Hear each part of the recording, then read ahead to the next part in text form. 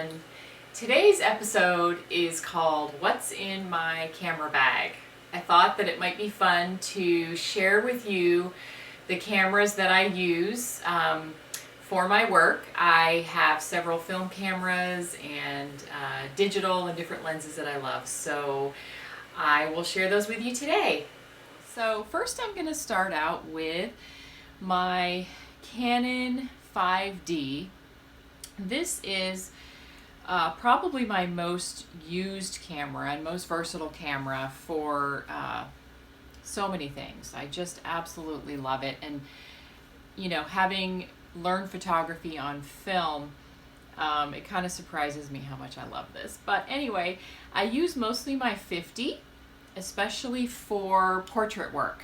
I like the 50 because it doesn't distort people and make people's arms and legs look bigger and things of that nature. So I love the 50, and I love to photograph wide open. So that is my Canon. And my other lens for my Canon, absolutely love the 16 to 35.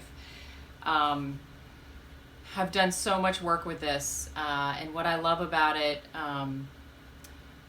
of course, is the width of it. And I also like to use it if I'm ever doing a self-portrait for a project. It's easier to have focus with this lens. This is my newest lens that I got about a year ago. It's a Petzl 58, and I absolutely love this lens. It gives you that blur and that swirly bokeh that people love, and it's lomography is what they call it. Very much love this lens. So this is my digital bag. And this is my Hasselblad. This camera is very near and dear to my heart. This camera my husband bought for me after our first child was born, who is now 23.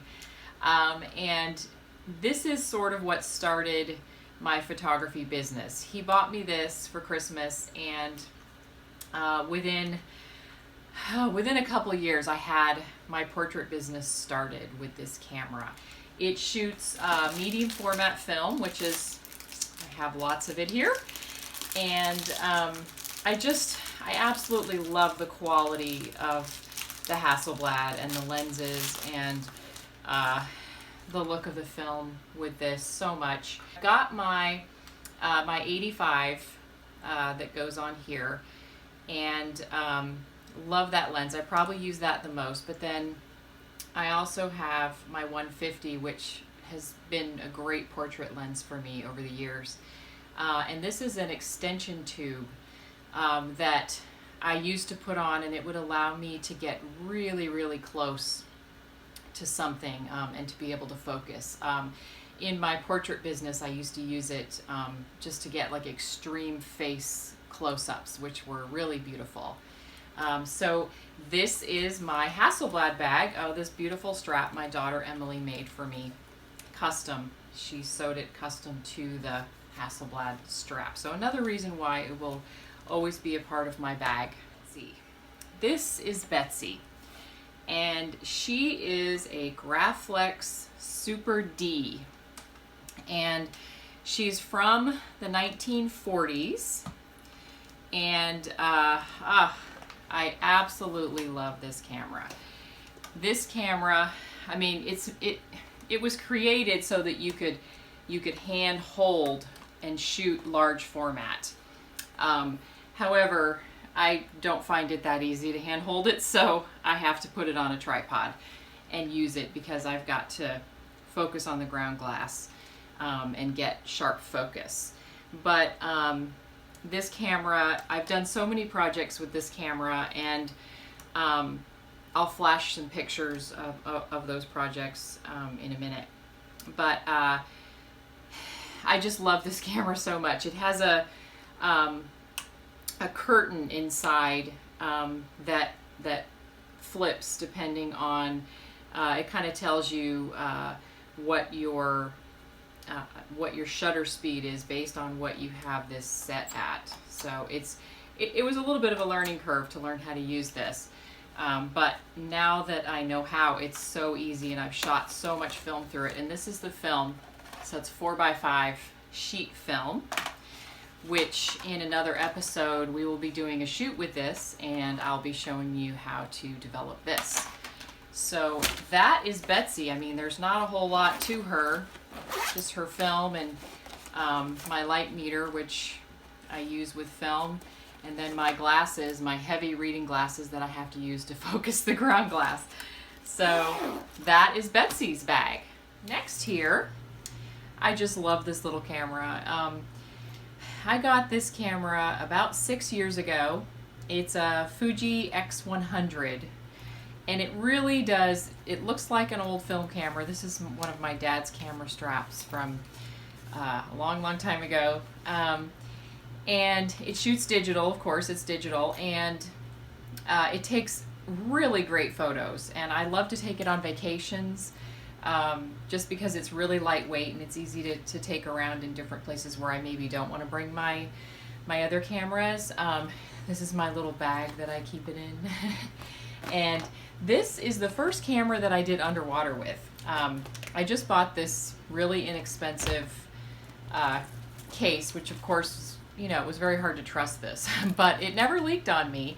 But it was really difficult to even push the button. It was just one of those things where I was desperate to do underwater, and it worked for me at that time. So later on, I get a real camera housing. But so this is the Fuji X100. If I had to claim a favorite camera of all time, it would be my Rolleiflex twin lens. I just love this camera. My dad gave me this camera when I went to photography college in Daytona, and this is what I photographed pretty much all through school. And there's just nothing like this lens. I can't even explain it. I've taken some of my most favorite photographs with this camera, and I will flash a few of those up. But I love my Rolleiflex twin lens, and it takes 120 film, just like the Hasselblad. This one has a little problem with the back, and I have to be really careful. It kind of wants to come off when I go to open it, but once I'm using it, she works just fine. So this is Rollie. I call her Rollie. This is the Scuba Suit for my Canon 5D. I knew that I really wanted to get into photographing underwater, and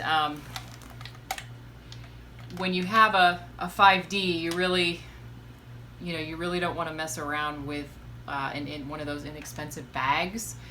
And so my husband, my wonderful husband, he got me this. Wow, it's got stuff on it from being underwater. He got me this for Christmas a few years ago. It was 2 or 3 years ago. And oh my goodness, this thing is amazing. And it holds my camera perfectly. It's been a little tricky setting up the buttons and things like that, so I'll be honest, I just kind of knew what the exposure would be, and I just left it alone and just hit the trigger button. So that is that part. This part goes on the front. This is the beautiful glass that I photographed through, and I have to keep this in a special case, and I have to before I use it, lubricate all the joints and everything to make sure that it doesn't leak. And I've got this little pressure tester gauge here that tells me that it's not leaking. I hook it up and I wait a couple of hours, and if it shows that it's got the same pressure, then I'm good to go. So I thought I had a name for this, but I can't really recall it at the moment. So, but this is an Icolite, in case any of you are wondering, and it's for my 5D. Okay, I saved the best for last. Well, yeah, she looks the best, certainly. This is Sally. And this is she's got dust on her because I've had her sitting out here on the tripod, hoping that I will use her. She is an 8x10 view camera, and I have had this camera for a few years now, and I'm gonna be honest, I've only photographed with her twice. So the reason I have it out is because, you know, it's a little bit cumbersome to get out and put away. So I would prefer to leave it out so that I can be inspired to use it, which I have plans very soon. But I ordered Sally from Ghibellini's Folding Cameras. He's in Italy, and I saw this color bellows and I just fell in love with it. And at the time I was looking for a larger format camera. And so I'm very excited to use this more and more. And I do have a picture that I got of Sarah with this that I'll put up in just a second. So this is Sally, and that is the conclusion of my camera bag. These are the cameras that I tend to use the most, and hopefully this one more. So that'll be coming up. That would be fun to do a shoot with this and then develop this film, because everything is just a little bit bigger. So I will see you soon.